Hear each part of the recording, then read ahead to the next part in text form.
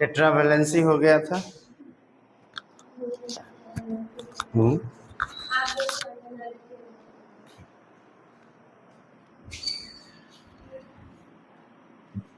क्या है चैप्टर 10?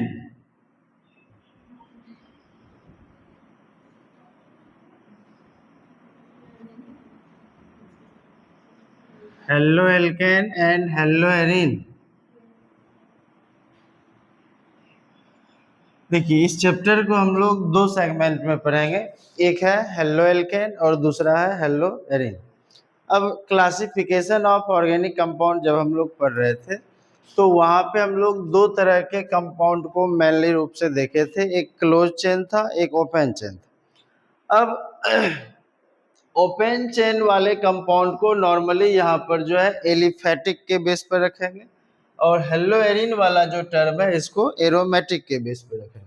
अब अगर इसको थोड़ा और हम लोग डिराइव करें तो ये है एल्काइल हैलाइड और ये है एराइल हैलाइड, या इसी को कहेंगे aromatic halide.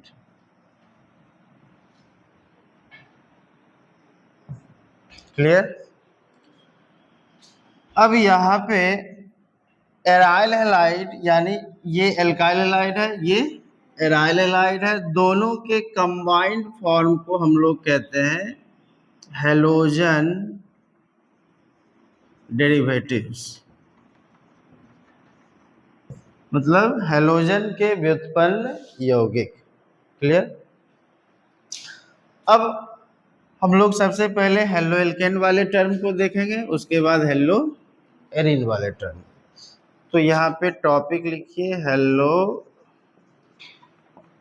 Alkene. Haloalkane का फंक्शनल ग्रुप क्या होगा?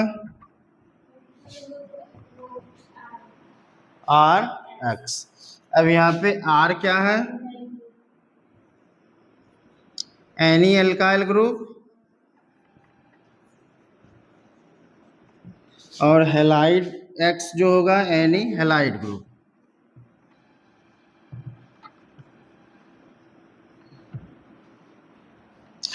तो जनरल फॉर्मूला इसका क्या होगा?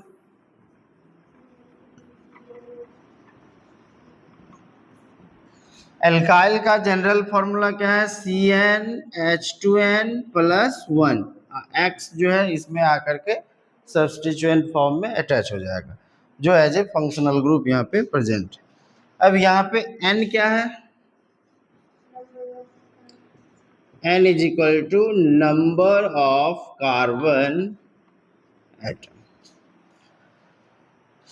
अब आप लोग पिछले क्लास में ये देखे थे कि n जो है ये नंबर ऑफ कार्बन एटम है, जिसके लिए हम लोग वेरियस ग्रीक वर्ड यूज करते हैं, meth, eth, pro, but, pent, hex, hept, oct, non, deck.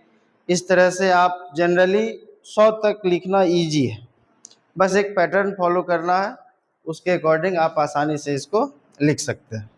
तो पहले आप इतना नोट कीजिए, इसके बाद हम लोग फिर आगे बढ़ते हैं।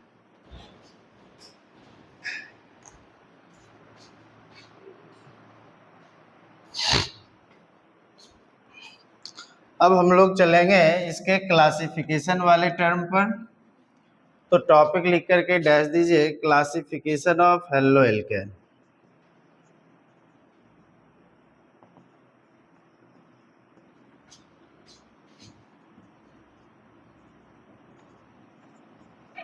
On the basis of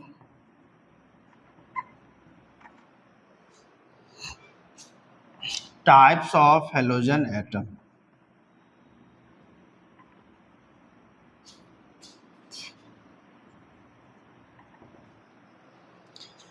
first topic है आपका classification of halo alkane on the basis of types of halogen atom, मतलब हेलोजन परमाणु के प्रकार के आधार पर हेलो एल्केन का वर्गीकरण। अब इसमें टोटल कितने टाइप के हेलोजन को हम लोग पढ़ते हैं? 4 टाइप्स। CnH2n प्लस 1 इंटू क्या था? X। अब देखिए ध्यान से, इसका हम लोग दो नाम देखे, एक कॉमन नेम और एक यूपेक नेम।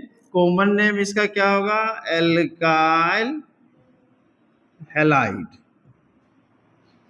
जब एल्काइल हैलाइड फॉर्मेट होगा तो कॉमन नेम आएगा, और जब इसी का फॉर्मेट होगा हेलो एल्केन तो ये है आईपीएसी नेम।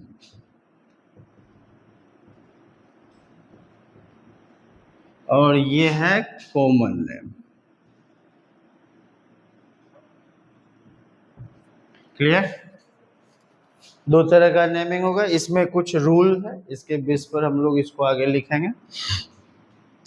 अब X में टोटल 4 ग्रुप था, तो जैसे CnH2n प्लस 1 इंटू एफ आया, CnH2n प्लस 1 इंटू Cl आया, CnH2n प्लस 1 इंटू Br है, CnH2n प्लस 1 इंटू I है।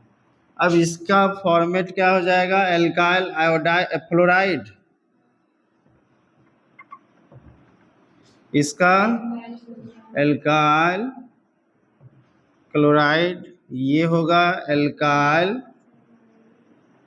ब्रोमाइड, ये होगा एल्काइल आयोडाइड। अब इस टाइप इधर देखिए, हेलो एल्केन है, fluoroalkane, chloroalkane, bromoalkane, iodoalkane. Clear? Fluoroalkane ये हो जाएगा क्लोरो एल्केन, ये होगा ब्रोमो एल्केन,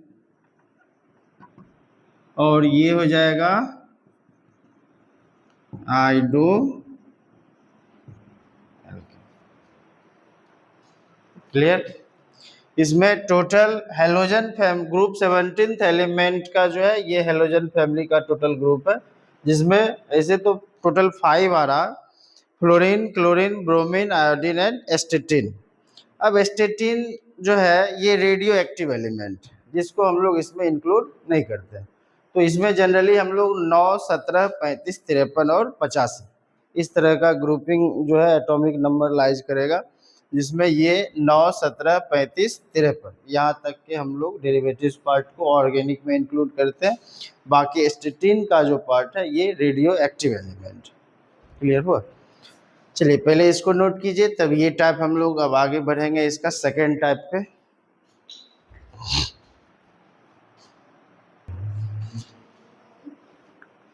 अब इसके नेक्स्ट क्लासिफिकेशन पर आइए। नेक्स्ट क्लासिफिकेशन होगा classification of halo alkane on the basis of number of halogen atom.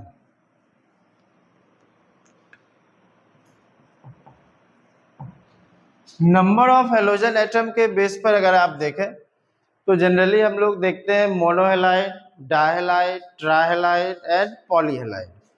अब ये जितने भी टर्म्स है टोटल ग्रीक टर्म है। मोनोहेलाइड का मतलब होता है कोई एक हेलोजन ग्रुप किसी भी एल्काइल ग्रुप से डायरेक्टली जब लिंक होगा तो इसको कहेंगे मोनोहेलाइड। जब कोई भी दो हेलाइड ग्रुप अगर डायरेक्टली लिंक्ड है तो उसको कहेंगे डायहेलाइड। 3 हेलाइड ग्रुप आएगा तो ट्राइहेलाइड। 3 से ज्यादा आया, अगर 4 आ रहा है तो टेट्राहेलाइड, 5 आ रहा है तो पेंटाहेलाइड। अब इसी को हम लोग कंबाइंडली कहते हैं पॉलीहेलाइड। तो देखिए इसमें फर्स्ट होगा मोनोहेलाइड,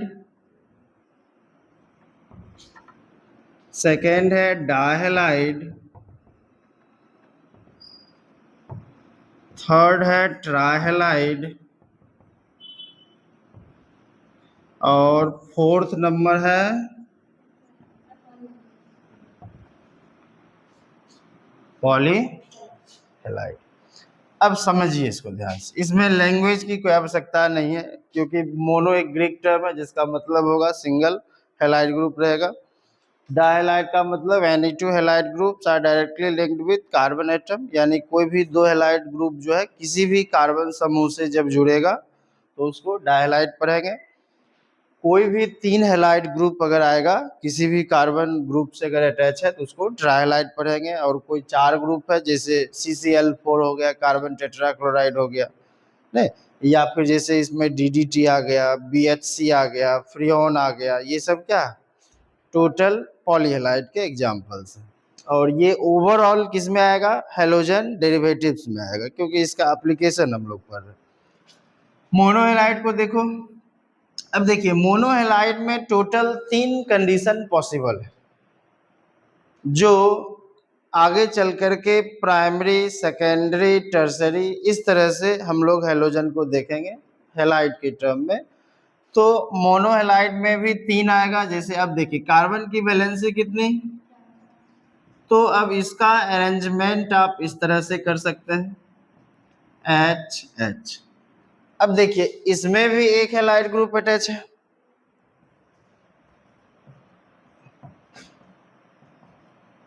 इसमें भी एक ही हेलाइड ग्रुप है, और इसमें भी एक हेलाइड ग्रुप। बट अब यहाँ पे कंडीशन, एक एल्काइल ग्रुप वाले कार्बन से अगर डायरेक्टली हेलाइड ग्रुप अटैच है, यानी कि जिस कार्बन से हेलोजन ग्रुप अटैच है, ये जिस उसको सेंट्रल कार्बन हम लोग बोलेंगे, तो सेंट्रल कार्बन किससे अटैच होगा, एक एल्काइल ग्रुप वाले कार्बन से, तो इसको कहेंगे प्राइमरी मोनोहेलाइड, यानी 1 डिग्री हेलाइड कह लो, 1 डिग्री मोनोहेलाइड कह लो। ये क्या होगा 2 डिग्री मोनोहेलाइड, या 2 डिग्री सीधा हेलाइड लिख सकते हैं। और इसमें क्या आएगा 3 डिग्री हेलाइड। रीजन क्या है, क्योंकि इसमें total 3 alkyl group directly attach है, और ये टोटल मोनोहेलाइड के पार्ट है, क्योंकि सभी में एक ही हेलाइड ग्रुप अटैच है। चलिए अब यहाँ पे एग्जाम्पल्स को अगर आप देखें, ये एनसीईआरटी के एक्सरसाइज का फर्स्ट क्वेश्चन भी है, कि इसमें आपको प्रिडिक्ट करने के लिए कहेगा कि कौन प्राइमरी है, सेकेंडरी है, टर्सरी है, कौन एलाइल है, कौन विनाइल है, कौन एल्काइल है, कौन एराइल है, कौन बेंजिलिक है। बस समझ रहे हैं, तो ये सारे टर्म्स है। अब इसके एग्जाम्पल्स को देखें, एल्काइल में क्या आएगा CH3, C2H5, C3H7, C4H9, इस तरह से जो CnH2n+1 पर लाइज करेगा, आप सभी कार्बन को यहाँ पे रख सकते हैं स्टेप बाय स्टेप। तो CH3 और X के जगह पर आप जो मन में आता है 4 में से कोई भी ग्रुप को रख लें। अब देखिए इसको थोड़ा और एक्सपेंड कर देते हैं, CH2X, जिस कार्बन से हेलोजन ग्रुप अटैच है, वो कार्बन कितने एल्काइल ग्रुप से अटैच है, सिंगल कार्बन से, इसलिए इसको कहेंगे प्राइमरी मोनोहेलाइड या 1 डिग्री हेलाइड। अब इसमें आप CH3 C CH3H Br। अब इसमें आप क्या देख पा रहे हैं, सेंट्रल कार्बन से 2 एल्काइल ग्रुप अटैच है। क्लियर। अभी नाम हम लोग नहीं लिखना सीख रहे हैं, अभी नॉर्मली हम लोग इसके टाइप को देख रहे हैं। तो ये क्या आएगा 2 डिग्री हेलाइड। अब इसमें देखिए CH3 C CH3 CH3 और X के जगह पर Cl दे देते हैं, Br I F जो देना है दे सकते हैं। ये क्या हो जाएगा 3 डिग्री हेलाइड, क्योंकि इसमें 3 एल्काइल ग्रुप अटैच है। क्लियर हुआ, नोट कीजिए इसको।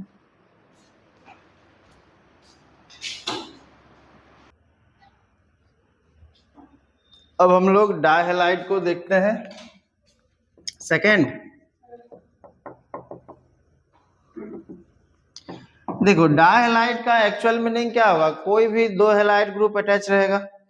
अब इसके भी कुछ कंडीशंस है, यानी कि इसके टाइप को आप देख सकते हैं। देखो ध्यान से, एक कंडीशन है कि एक ही कार्बन से दोनों हेलाइड ग्रुप अटैच हो सकता है। दूसरा कंडीशन इसका क्या बन सकता है, 2 अलग अलग कार्बन से हेलाइड ग्रुप अटैच रहेगा। और एक थर्ड कंडीशन इसका ये भी है कि कोई भी 2 हेलाइड ग्रुप जो होगा वह कार्बन के फर्स्ट पोजीशन से और एक लास्ट पोजीशन से अटैच रहेगा। Alpha, beta, gamma, omega.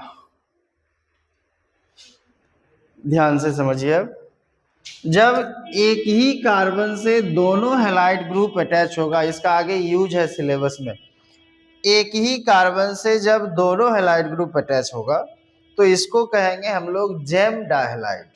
Clear? ये होगा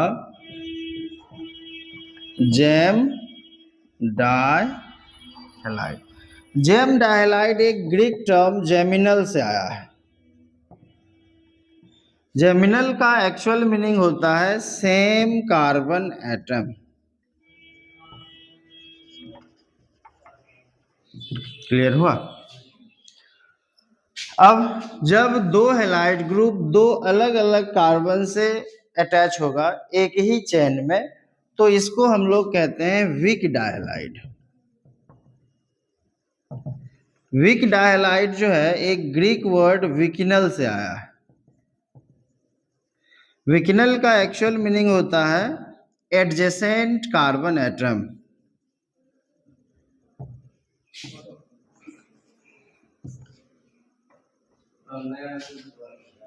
क्लियर हुआ?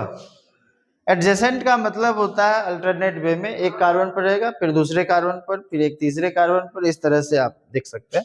और ये तो खैर एक अलग पार्ट है जिसको हम लोग कहते हैं अल्फा ओमेगा डाई हैलाइड। हाँ, ये इस सेगमेंट का यूज हम लोग काफी कम करेंगे या सिलेबस में लगभग नहीं के बराबर इसका यूज है, लेकिन इस दोनों का जनरली हम लोग ज्यादा यूज करते हैं। उसमें भी खास करके ये जो ग्रुप आप देख रहे हैं इससे लगभग जो है देखा जाए तो 4-5 क्वेश्चन आपका इससे बनेगा। क्लियर? तो अब आप इसको नोट कीजिए, इसके बाद हम लोग ट्रायहलाइड पर चलते हैं।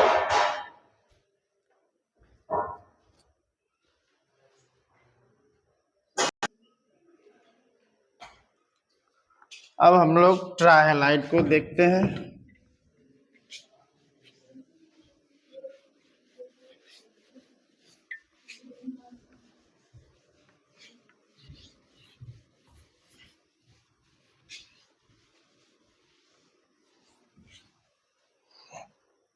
थर्ड होगा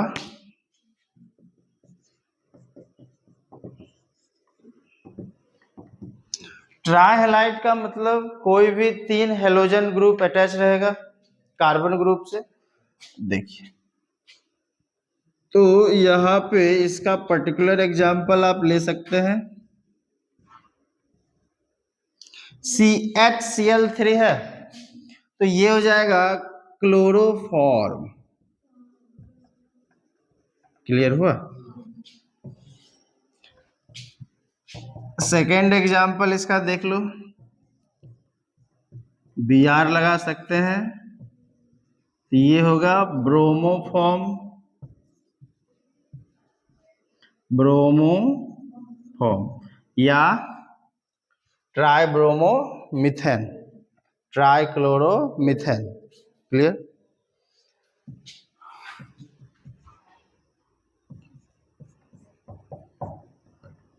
ये है आइडोफॉर्म। इस सभी के मेथड ऑफ प्रिपरेशन को हम लोग आगे देखेंगे, बनाने की विधि। हाँ, ये जनरली ये हम लोग को कोई खास इंपॉर्टेंस इसका नहीं है सिलेबस में, इसको नहीं पढ़ना। क्लोरोफॉर्म, आइडोफॉर्म, ये दोनों आपके एग्जाम में बराबर पूछते रहता है। अब इसमें नेक्स्ट देखिए पॉलीहैलाइड। अब समझो ध्यान से, पॉलीहैलाइड का एक्चुअल मीनिंग है 3 से ज्यादा हेलोजन ग्रुप रहेगा।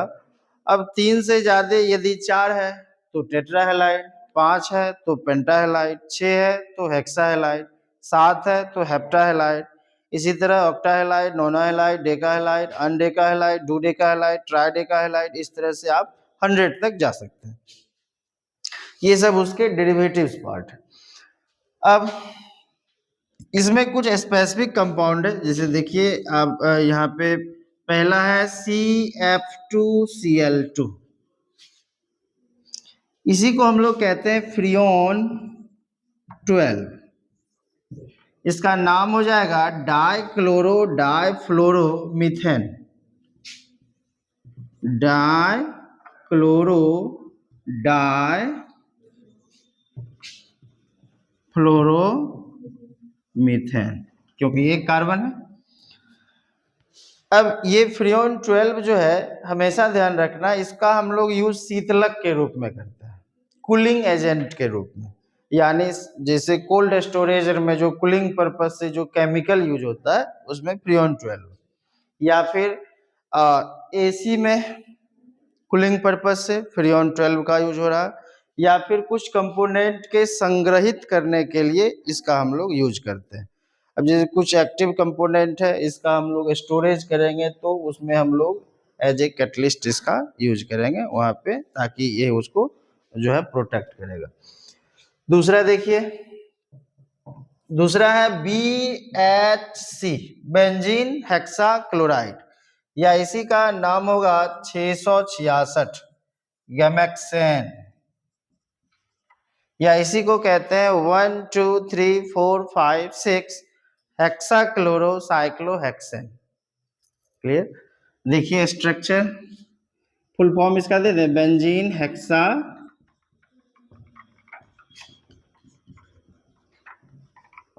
क्लोराइड। स्ट्रक्चर क्या होगा?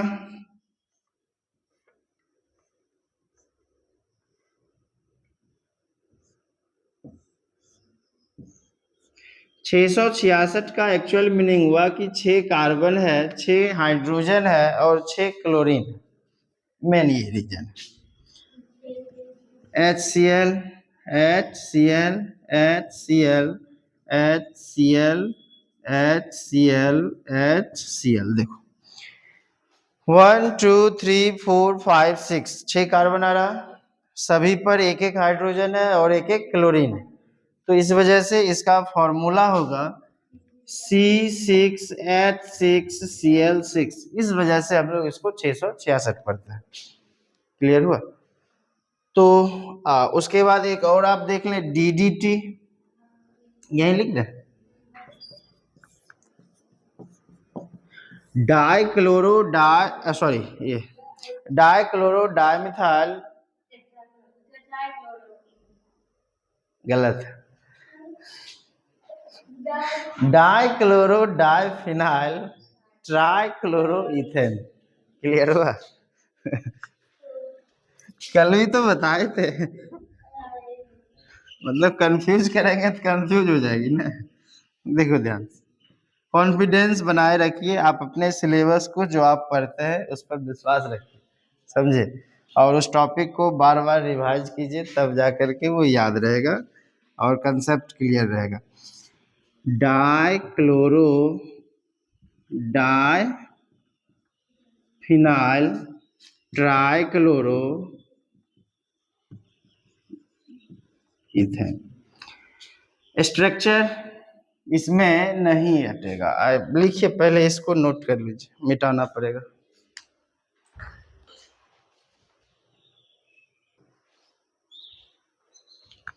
अब इसके स्ट्रक्चर को देखिए,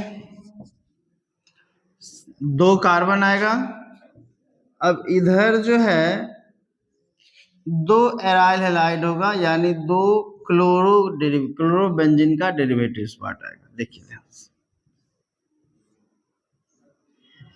इसका यूज कहाँ होता है?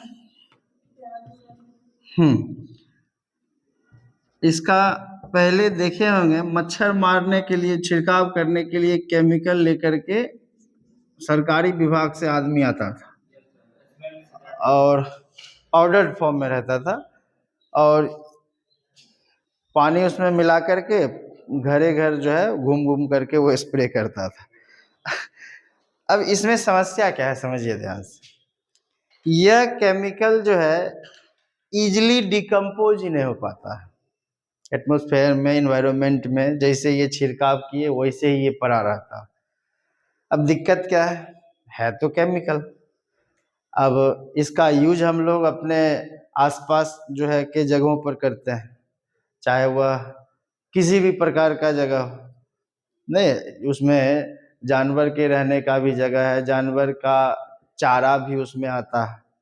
अब दिक्कत क्या आया, अब मान लिया जाए किसी कारणवश जो है जानवर जो है डायरेक्ट अगर इसके संपर्क में आ गया, खा लिया, तो अब ये डिकम्पोज नहीं होगा, जिसके कारण जो है यह एक्टिव फॉर्म में रहता है और बॉडी में जाने के बाद जो है इससे कई एक तरह की बीमारियां होती है, मृत्यु तक हो जाती है। इस वजह से WHO इसको जो है बैन कर दिया। बात समझे?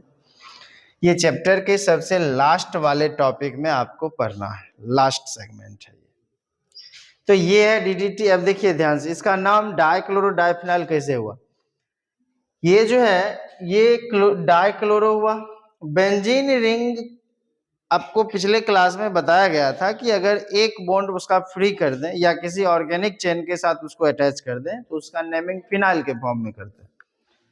तो ये डाइक्लोरो डाइफिनाइल ट्राइक्लोरो, 2 कार्बन का चेन है तो इथेन। अब इसी का नाम आप लोग अगर कॉमनली लिखना चाह रहे हैं तो यहाँ पे 1/4 पोजीशन अटैच है, 1 2 3 4, 1 2 3 4।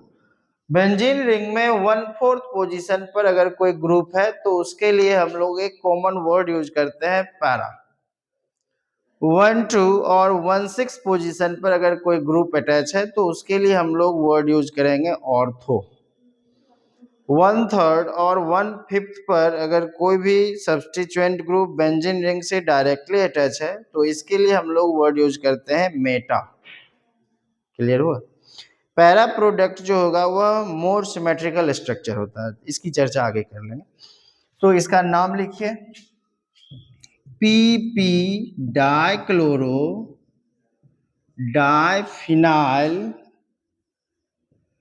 अब क्या हो जाएगा, ट्राइक्लोरो इथेन, या इसका एक और आप नाम दे सकते हैं 1 2। इसका नेमिंग कीजिए 1 2 3 4 5 6। अब इसमें आप 1 2 3 4 5 6। ये कंफ्यूजन क्लियर करने के लिए साहब नंबरिंग कर रहा है। अब क्या होगा, 1 4 4 डाइक्लोरो डाइफिनाइल, 2 2 2 ट्राइक्लोरो इथेन, 2 2 2। दूसरा पर ही 3 ग्रुप है तो 3 टाइम्स लिखेंगे, 2 2 2 ट्राइक्लोरो इथेन। जब हम लोग नंबरिंग करेंगे तो ये IUPAC फॉर्मेट होगा और जब नॉर्मली लिखेंगे तो ये कॉमन फॉर्मेट होगा। तो अब हम लोग क्लासिफिकेशन के 2 सेगमेंट को पढ़ चुके हैं। एक था आपका पहला टाइप्स ऑफ हेलोजन एटम, ये है number of halogen atom. Number of halogen atom के बेस पर आप टोटल 4 टाइप्स का कंपोनेंट पढ़े, मोनोहेलाइड, डाइहेलाइड, ट्राइहेलाइड, पॉलीहेलाइड। मोनोहेलाइड का एक्चुअल मीनिंग क्या होगा, when any one halide group are directly linked with central carbon atom is known as monohalide. When any 2 halide group are directly linked with central carbon atom is known as dihalide. When any 3 halide group are directly linked with central carbon atom is known as trihalide. And 3 or more types of halogen groups are directly linked with central carbon atom is known as polyhalide.